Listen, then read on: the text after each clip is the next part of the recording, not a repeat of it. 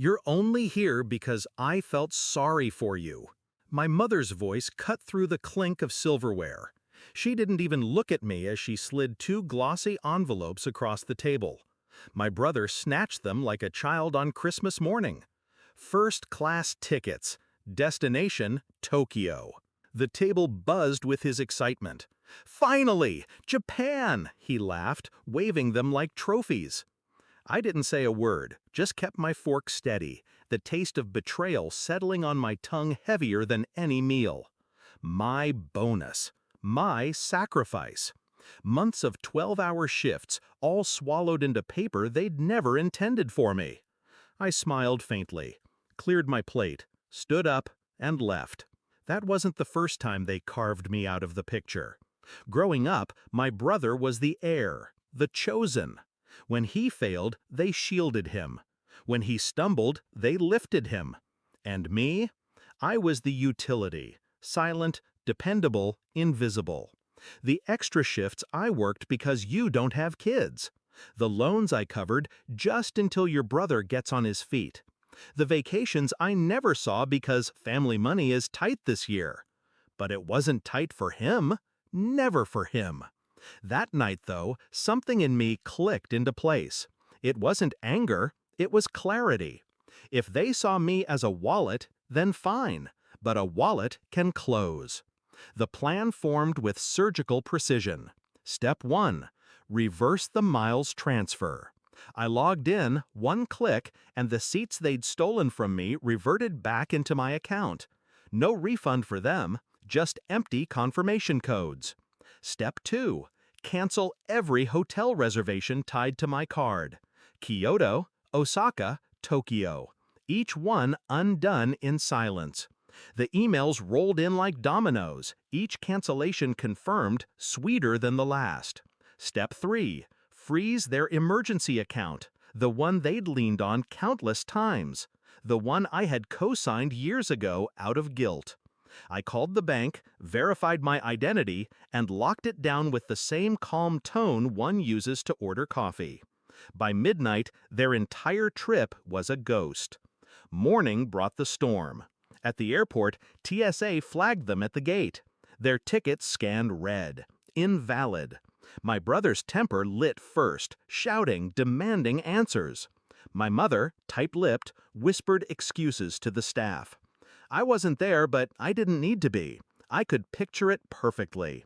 Their faces blanching, the eyes of strangers burning into them, the realization dawning that they weren't flying anywhere. And then came the hotel calls, politely informing them that their generous sponsor had canceled every room. No rebooking, no apologies, just cold efficiency. By noon, their dream trip had evaporated. That's when I delivered the final strike. I called the Kyoto Hotel directly, using the number they had listed for emergencies. My voice was calm, professional. I explained there'd been a financial mishap, and that any charges should be directed back to the cardholder on file, my mother.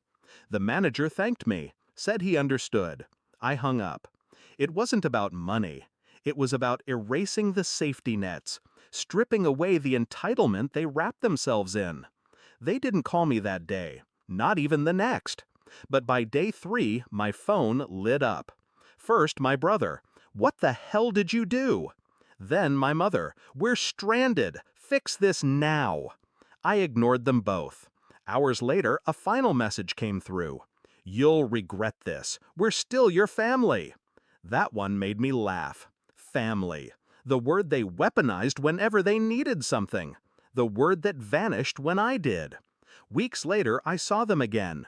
Their tans gone, their smiles cracked. They had no photos to show, no stories to tell, just bitterness clinging to them like a second skin. My mother confronted me in the kitchen. "You embarrassed us. Do you understand? You left us humiliated." I met her gaze, steady. "No. I left you exposed." There's a difference. Her mouth opened, but no words came. For once, she had nothing to throw at me. Here's what they'll never admit out loud. That trip was supposed to be their victory lap. a celebration of favoritism dressed as family bonding. They thought they could use me, discard me, and still take off smiling at 30,000 feet. But planes don't leave the ground when the foundation rots. I didn't ruin their trip. I simply reminded them whose name had paid for it, whose silence had carried them all these years, and how quickly that silence could turn into action. Now, when they look at me, I see something new in their eyes. Not love, not even hate, fear. They know I'm done playing the fool at their table. They know the wallet has teeth. Do I regret it? No. I regret waiting this long. Because revenge isn't about shouting. It's about letting them choke on the silence while their world collapses, one reservation at a time. And I gave them silence. The kind that echoes. The kind they'll never forget.